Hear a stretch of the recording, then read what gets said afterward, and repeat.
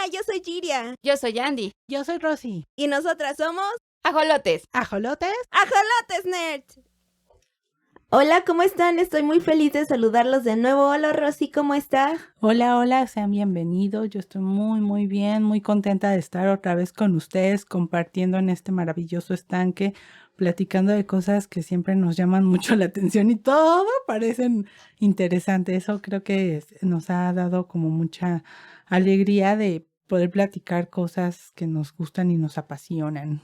Claro, hoy como nota no vino Andy, pero no importa, le extrañamos mucho, pero a la próxima ya nos acompañará. Pero ahorita estamos en plena celebración de Día de Muertos y lo que me vino a la mente fue que el otro día alguien me comentó del desfile que se hace en la Ciudad de México y yo, claro, el desfile que se hace por James Bond, y me quedó viendo así raro la persona, como que no se hizo siempre ese desfile y yo, claro que no, fue por la que vinieron a grabar las escenas de 007 Spectro.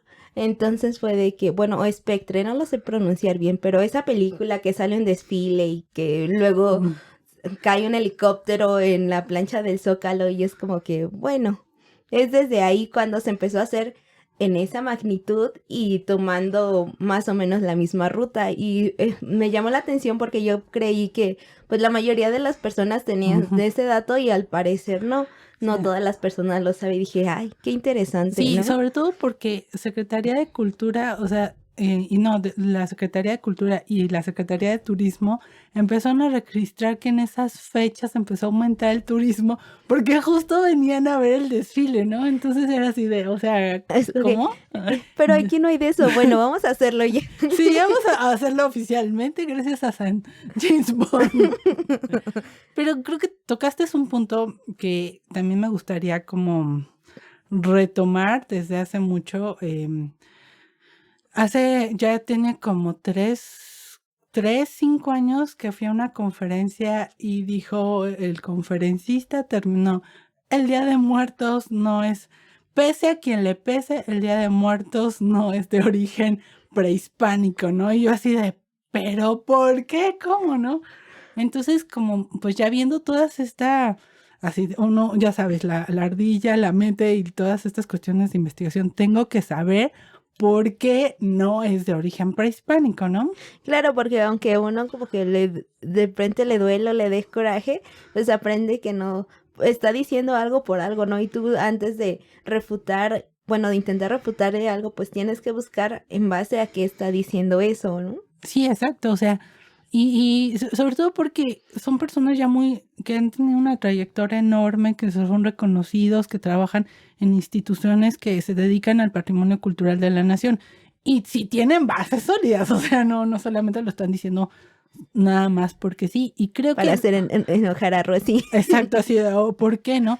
Y me gustaría como abrir un paréntesis. En mi familia no celebramos, no ponemos ofrenda el Día de Muertos.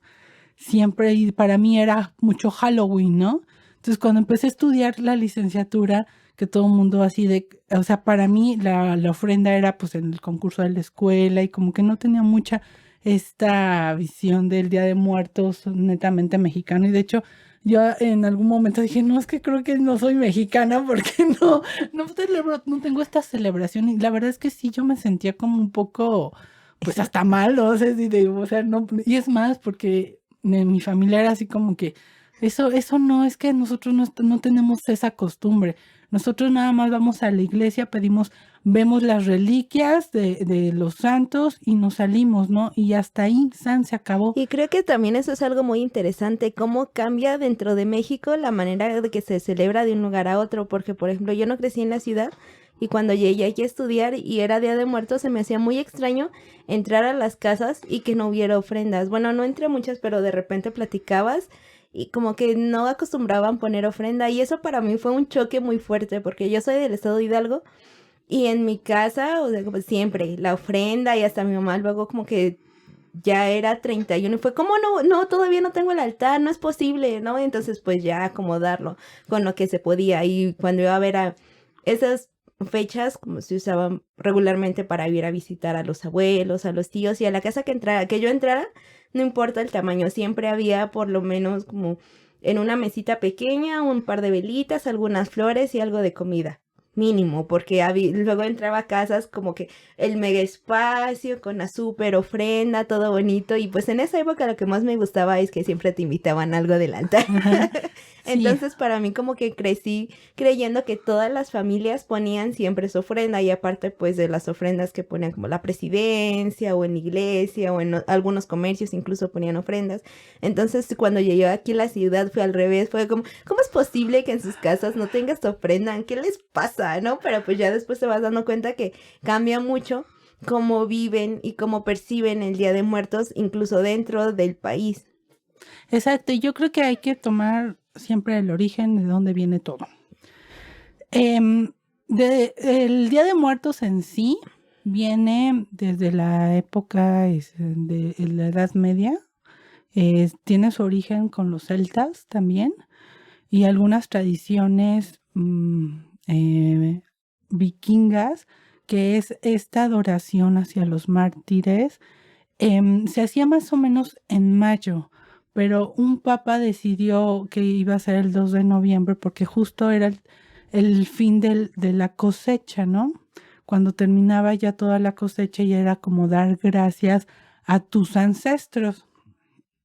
Bueno, entonces, ¿por qué si estamos hablando de esta cuestión de la Edad Media o sea, en qué momento llegó aquí a México y por qué se hace tan fuerte? Creo que eso es lo que mucha gente pues se está preguntando en estos precisos momentos de que, a ver, sí, Pero tú. voy a alargarlo tantito porque hay otra celebración en Corea del Sur que se llama Chuseok, que tiene algunos paralelismos con lo que nosotros conocemos ahora del Día de Muertos, porque ese día es como que también dan pues festivo, se reúnen las familias, ponen su versión de un altar que es en una mesita, ponen igual los platillos que le gustaban a sus ancestros y hacen alguna, pues igual ceremonias religiosas y luego se ponen a jugar, entonces, pero ellos lo celebran, su día también es móvil porque se rigen por el calendario lunar.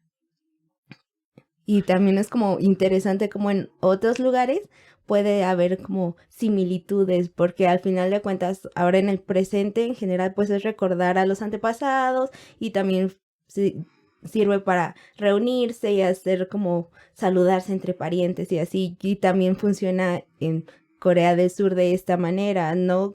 Recuerdan a sus ancestros, le preparan un altar y pues conviven. Tiene otras cosas muy particulares, pero también tiene esta parte que funciona como un paralelismo y dices, oh, qué interesante. Sí, o sea, y justo esta celebración de Día de Muertos, eh, em, aunque sí tiene un origen propiamente Día de Muertos, así como tal, con el nombre de Día de Muertos en Europa, en México se hizo un paralelismo muy fuerte porque justo las culturas prehispánicas tenían esta celebración de Día de Muertos que se asocia un montón a los rituales agrícolas. Esta celebración empieza el 3 de mayo, que es cuando empieza la siembra, y termina, o sea, termina hasta el 8 de noviembre, que justo es cuando se dice, bueno, que ya vamos a hacer la cosecha, ya vamos a recoger y vamos a poner una ofrenda para celebrar con nosotros, con nuestros ancestros y pedir, hacer una petición de que pues para el próximo año nos vaya muy bien y tener toda esta protección, ¿no? Oh, Entonces, y tú también te preguntarás, pero ¿cómo se difundió tanto, no? O sea, ¿por qué a nivel mundial la celebración del Día de Muertos en México tiene tantos colores, tantas flores, tanta fruta y que de repente inclusive se hizo esta película de Coco que también todo el mundo está llena de alebrijes y tú le preguntas a los extranjeros, ellos te van a decir que la muerte la ven muy colorida y muy bonita ah, y todo esto, ¿no? y pues a mí me pasó algo muy curioso con la película de Coco. O sea, yo cuando no la quise ver desde el principio porque dije, me va a dar un montón de coraje Sí, porque va a estar sí. toda rara.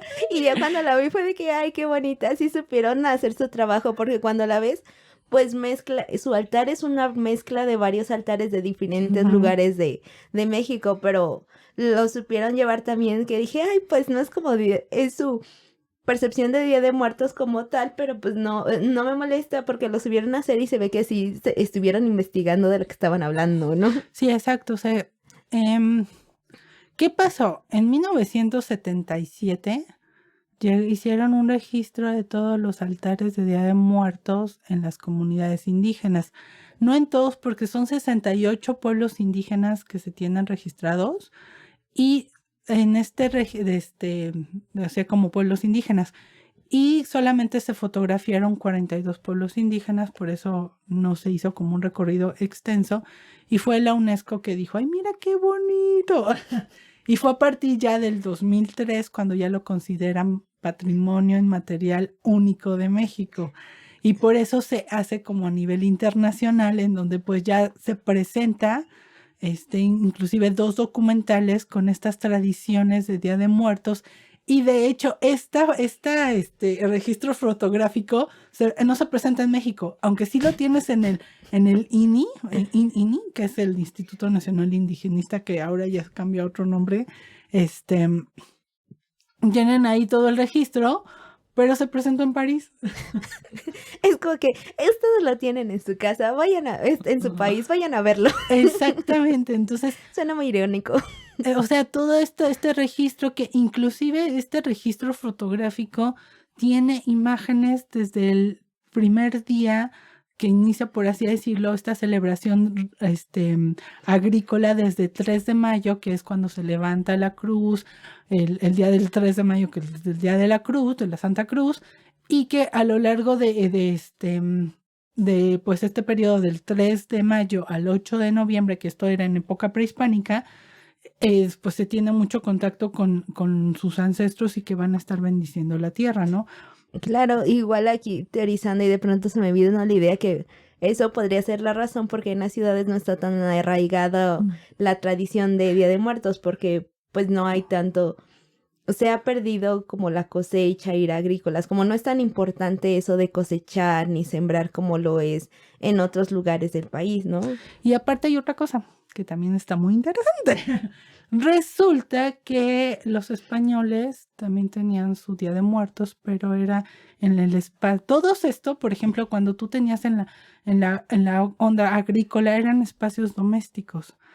Y pues cuando en el proceso de conquista y evangelización, pues adaptaron estas 2 fiestas. A ver, tú tienes este santo, mira, no sé qué, mira, esta fecha coincide con la misma y es lo mismo. O sea, tus ancestros van a venir a visitarte este día y justo el 31, 1 y 2 de noviembre, 31 de octubre, 1 y 2 de noviembre, se abren en las iglesias las capillas donde están las reliquias de los santos, para que tú vayas y las bendices, pero es en un espacio privado, ¿no? Anteriormente, pues por así los españoles y los criollos, pues era como mucha pompa y de hecho tenían estas reliquias guardadas con joyas muy, muy elegantes, ¿no? Era como mucho elegante y dentro de las mismas iglesias habían una especie como de ofrendas de pisos que se llamaban piras funerarias, que se adornaban con flores, velas, comida, fruta y todo esto, que también se asemejaba mucho a estos espacios privados en la cuestión agrícola. Entonces, a pesar de que dentro de las mismas fechas tenían las mismas fiestas, eran en espacios privados, ¿no? Y entonces ahí surge la pregunta, ¿a partir de cuándo se hace como en espacio público, no? Claro. Porque, bueno, tenemos como toda esta cuestión de que, bueno, ok, a ver, tenemos a la gente que tiene... ¿En qué momento se empieza a compartir? Ajá. Porque sigue siendo como en espacio privado en algunos lugares, por ejemplo en los estados, pero también ya se comparte en el espacio público. Y retrocediendo tantito, si no tienen idea que es una reliquia o siempre la han escuchado, pero dicen, no sé, lo ponen ahí, todos se persignan, pero ni idea que es. Una reliquia es un objeto o parte de un santo que se le atribuyen algunas propiedades todavía. Por lo regular hay 3 niveles. Una es que tuvo contacto con él, por ejemplo, pasó y tocó una cortina. Entonces esa cortina ya la consideran reliquia del tercer tipo. Del segundo tipo es que le pertenece a un santo, por ejemplo, su ropa. Y el primero es que fue parte de él, por eso algunas reliquias son huesos. huesos, no sé, de su mano, del brazo, del pie, y esas como que son las máximas porque son parte del santo y hubo un momento que era la moda y te daba un súper estatus hasta el punto que había reliquias falsas, entonces de repente decías, ay, pues hay dos manos de un apóstol, ¿no? Y tú es como que, ¿cómo pueden tener, bueno, hay tres manos derechas de un apóstol y tú, ¿cómo pueden tener tres manos derechas? Porque lo la pedía tanto la gente que empezaron pues a falsificar cosas y tomaban las manos de alguien, saqueaban una tumba de algún cristiano y la vendían como si fuera la de un santo. Sí, de hecho, esta parte también es muy interesante lo que dice Giria, porque fue a partir del siglo XIX, finales del siglo XIX, estamos hablando de 1880 más o menos, cuando deciden hacerlo ya en la Alameda Central a espacios públicos y se invita al pueblo. Y ahorita tocaste algo súper interesante de las reliquias, ¿no? Porque pues de ahí viene el origen del pan de muerto, que es la representación de estos huesitos, que el pan de muerto pues tiene, o sea, para los que no conozcan el pan de muerto, es un pan muy sabroso, pero en la parte de arriba tiene 4 huesitos, ¿no? Y justo están haciendo La representación de cuatro huesitos. de 4 huesitos, sí, no crean que son 4 huesitos, ¿no? Y, por ejemplo, las calaveritas de azúcar también tienen este origen, ¿no? Sí, claro, y el pan de muerto justo arriba tiene una bolita que representa el cráneo de la persona. Exacto, entonces, al estar este espacio privado, tanto de lo cotidiano de la Iglesia Católica, por así decirlo, allá el espacio ritual agrícola, convergen ya en un espacio público y entonces, o sea, se hace toda una verbena y de hecho, ya para 1929 ya se decide que esto va a ser como una fiesta también nacional del pueblo, ¿no? Para ya integrar recuerden que pues venimos también del siglo XVI ya teniendo como los últimos residuos de la época colonial y de toda esta cuestión de la España y pues ya están buscando también tener, decir, bueno, pues los criollos que ya quieren ser más mexicanos, quieren adaptarse a las nuevas costumbres de origen prehispánico para tener ellos su propia identidad. Entonces, convergen todos estos y dicen, no es que la fiesta de prehispánica también es nuestra porque también nosotros somos mexicanos, ¿no? Sí, claro, porque, bueno, en este punto ya hubo muchos puntos. Bueno, en este momento había personas que lo recordaban, pero pues varios de ellos ya no les tocó vivir lo que conocemos ahora como época prehispánica, y ya nacieron y vivieron en el virreinato y otras cosas. Entonces, aunque lo recordaban y varios se sentían identificados, pues ya no lo vivieron, entonces necesitaban buscar algo que pudieran vivir y llamar como suyo, como ahora se busca normalmente en las sociedades, y creo que también por eso va cambiando, ¿no? Hay cosas que dejan de ser y entonces se busca no reemplazar, sino cambiar. Y muchas veces es inconsciente, ¿no? Ya nada más cuando te das cuenta una foto de antes y ves ahora tu altar, dices, ¿por qué ahora ya no lo pones, no? Y muchas veces es que ya no hay o ya no los hacen, ahora te gustó más esto y por eso ya lo cambiaste, ¿no?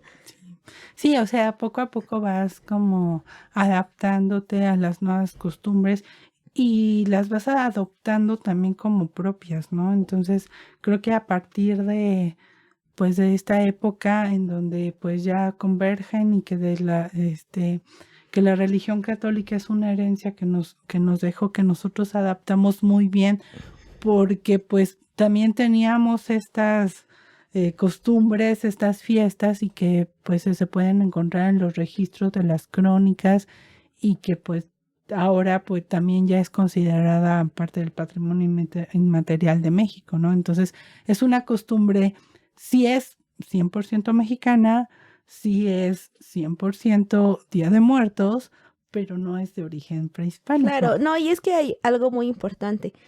Que sea mexicano no quiere decir que sea prehispánico, porque como pues lo comentamos hace un momento, ¿no? Que sea mexicano es que los que vivimos aquí decidimos que lo iba a hacer porque sea algo que se identifica y muchas veces es una mezcla de diferentes cosas que se van viendo y con lo que te hace sentir cómodo y no tiene que ser precisamente haber nacido aquí, sino como esa conjunción, ese conjunto de cosas es lo que te identifica y dices, es mexicano, aunque algunos de los elementos no sean como tal de aquí, no se hayan inventado aquí y vengan de otro lado, como es justo el Día de Muertos, ¿no? Tiene orígenes pues en Europa, pero ya lo hicimos de aquí porque nosotros les dimos esas características, esos elementos que lo hacen muy particular. Exactamente, y sobre todo lleno de colores, lleno de dulces, lleno de velas, de dulce, de colores, que no es una cuestión netamente sombría, sino es con mucha alegría y el estar recordando a tus ancestros, y creo que en la vida cotidiana pues es como el parte de estas personas que ya no están contigo, te siguen acompañando y te vienen a visitar. Claro, y creo que es un gran momento en el que tú te enteras, por lo menos de mi parte, de qué hacían determinados familiares que quizá tú no conociste porque cuando ya naciste ya tenía como 5 años muertos y hablan de él y tú, pues ni lo conocí, pero yo sé que era el tío buena onda que le gustaba tocar la guitarra, ¿no? Y dices, y lo aprendes esos días porque otras personas que se reúnen empiezan a cantar de, no, ¿te acuerdas cuando íbamos al baile con la guitarra y cosas así, ¿no? Sí, y entonces pues precisamente por eso les digo yo que el Día de Muertos no es de origen prehispánico. Y ya. Y pues bueno, espero que les haya gustado mucho este episodio. Extrañamos mucho a Andy, pero sabemos que está con nosotras. Pues no olviden. Así no le pasó nada, nada más no vino y no se preocupe. Sí, todo bien, no pudo acompañarnos hoy. Y ya. Gracias por escucharnos, cuídense y nos vemos a la siguiente. No olviden suscribirse y darle like. Y nos vemos a la próxima. Bye. Ajolotes Nerd es patrocinado por Estudios El Búnker.